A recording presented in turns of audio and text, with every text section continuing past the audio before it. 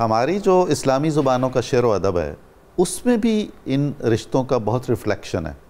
ان کی قدر و قیمت کے بارے میں، ان کے حقوق اور فرائض کے بارے میں بہت کچھ بیان کیا، حسن سلوک کا، تو آپ کچھ اختصار سے بیان فرمائیے۔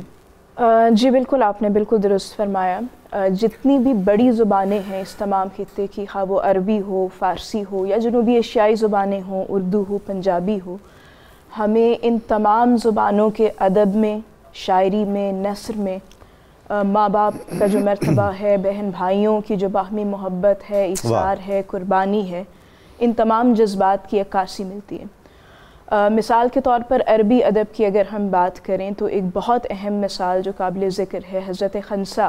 رضی اللہ سبحان اللہ، سبحان اللہ، صحابیہ، بالکل بہت جلیل القدر صحابیہ، حتیٰ کہ ظہور اسلام سے پہلے ان کی شعر و شاعری کی بہت شہرت تھی عرب میں اور بڑا ایک مقام تھا، مرثیہ گوئی کے حوالے سے خاص طور پر۔ ان کے والد کی وفات ہو گئی جب وہ ابھی جوان تھیں، پھر انہوں نے شادی کی تو ان کے شوہر کی بھی وفات ہو گئی، تو ایسے میں ان کے دو بھائی ہیں حضرت معاویہ اور صخر، انہوں نے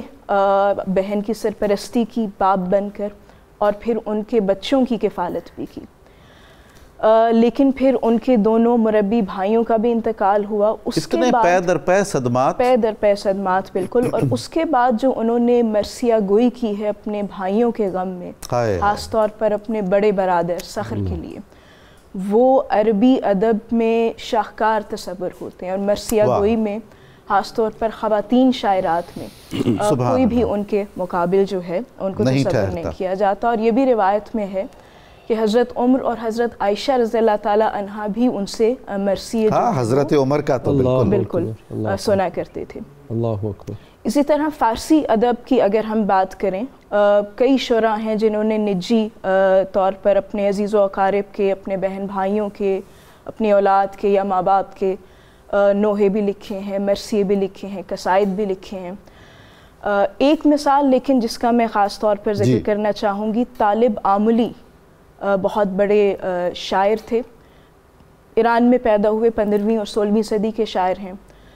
آمل مازندران صوبے کا شہر ہے، وہاں سے وہ ہجرت کر کے ہندوستان آ گئے، جہانگیر کے دربار یہاں ملک الشعراء بنے۔ جی بالکل، ملک الشعراء بنے۔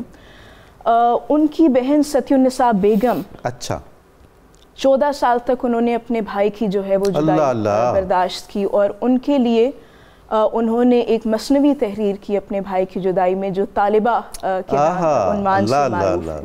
اور مازندران کے مقامی گیتوں میں، ترانوں میں وہ ایک اب ضرب المثل کی حیثیت آج تک رائج ہے، اور طالب خانی باقاعدہ اب ایک موسیقی کی روایت ہے۔ واہ واہ، بہن بھائی کی محبت کا بالکل ایسا ہی ہے۔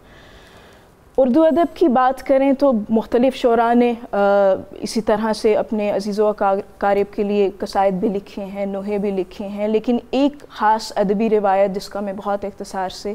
اشارہ کرنا چاہوں گی، کربلائی ادب۔ اچھا، کیونکہ کربلا میں ان سارے رشتوں کا جو تقدس ہے، ان کا جو باہمی اثار، امام حسین اور ان کا خانوادہ، ان کے فرزند، ان کی بہنیں، ان کے بھائی بھتیجے،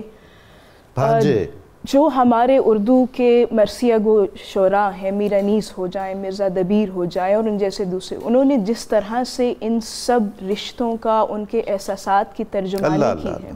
شاید ہی دنیا کے کسی بھی ادب میں سبحان اللہ، آپ صحیح فرما رہی ہیں، بے شک۔ بالکل۔